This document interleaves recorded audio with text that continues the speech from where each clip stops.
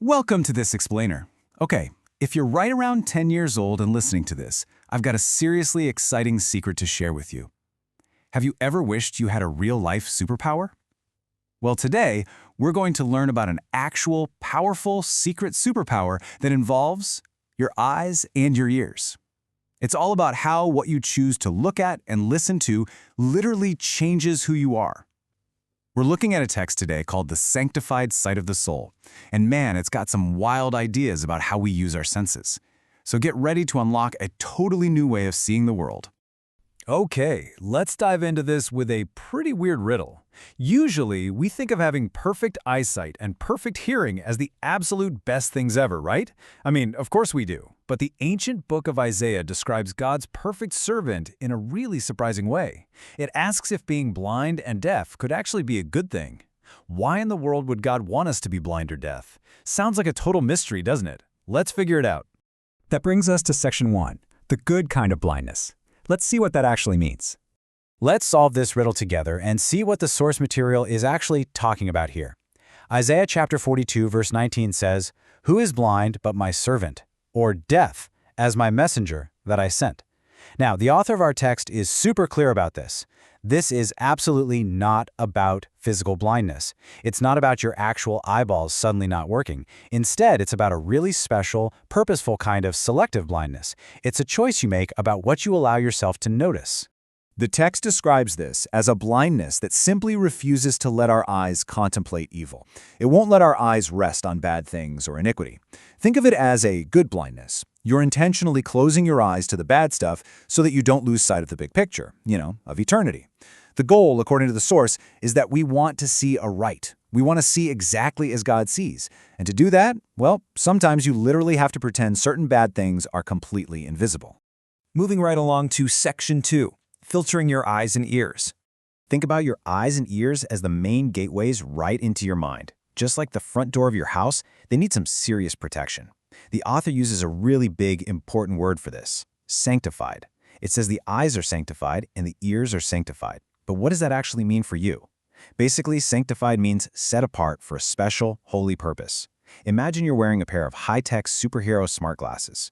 When you put them on, they act like a super filter for your soul, automatically blocking out all the toxic bad stuff and only letting in the good, helpful information. That's exactly what having sanctified eyes and ears is all about. But here's where the danger comes in. The text warns us that there's a great hacker out there, Satan. Now, forget the pitchforks and horns. The text describes him visually as a wicked-faced man with angel wings, wearing an ancient Israelite priest's tunic. No beast features, no horns, just a really deceptive look. The author writes that he is constantly trying to convert the things our eyes rest upon in order that we may see through his medium. Basically, he's a hacker trying to mess with your smart glasses. He wants to change your filters so you see the world through his tricky lens, trying to fool your brain into letting the bad stuff in by making it look fun or interesting. He wants to lead your thoughts totally away from God. And this brilliantly illustrates the warning Jesus gave in Matthew chapter 6, which our source quotes perfectly. Jesus says, "If thine eye be single, thy whole body shall be full of light." That means if your focus is pure and locked onto good things, you are literally filled with light. But if thine eye be evil, thy whole body shall be full of darkness. The contrast here is huge. If you let that hacker mess with your filter and you start looking at dark, evil things, your whole mind and body get filled with that exact same darkness. Your senses literally become perverted by what you choose to look at. All right, section 3, feeding your mind. Think about your eyes and ears as the mouth to your brain. What kind of diet are you feeding your mind? The source makes a super bold statement. It makes every difference what we give our minds and souls to feed upon. Just like your body gets completely sick if you only eat candy, your mind gets sick if you feed it junk food. The text gives us specific examples of this mental junk food, like letting our minds dwell on silly romance or castle building, which is just an old-fashioned way of saying constant useless daydreaming. And the result? The author says it will literally ruin us, both soul and body. Filling your brain with things that aren't elevating is basically a fast food diet for your character. So how do we actually protect our minds? Well, the text gives us a really clear 3-step protective shield. Step 1, we need the power to close our eyes to scenes that don't elevate or purify us. Step 2, we must keep our ears completely closed to everything forbidden in God's Word. And step 3, we have to refuse to even imagine, speak, or think evil. It's a total defense system for your brain. Now, let's see how this builds into the most exciting part of this entire concept. And that brings us to section 4, the power of beholding. This right here is the climax of our explainer. This is where your secret superpower is fully revealed. We're going to call it the mirror effect. Now, what's really interesting about this slide is the total shift in focus and what the author writes next. She says, I see in Jesus everything that is lovely, everything that is holy, everything that is uplifting and pure. Then she asks this fantastic question.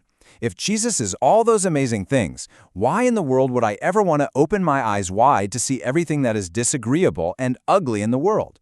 We have a choice, guys. We can choose to look at the ultimate good, the ultimate purity. So the crucial point is this. By beholding, we become changed. This is the core superpower, right here. Beholding is just a fancy word for staring at something or really focusing on it. The text promises that if we look to Jesus and consider the loveliness of his character, we will actually transform into his exact likeness. Think about that. If you look at good, you become good. If you close your eyes and ears to evil, you change for the better. You are literally a mirror reflecting whatever you stare at the most. Which leaves us with one final, incredibly important question to end our explainer today. If it's a guaranteed fact that you become what you behold, that you turn into whatever you feed your mind, what will you choose to look at today? Will you use that high-tech superhero filter to block out the bad stuff? Will you look at the loveliness of Jesus so that you can become more like him? The choice is entirely yours, and your superpower is waiting to be used. Thanks so much for joining me today, and remember to keep those eyes and ears sanctified.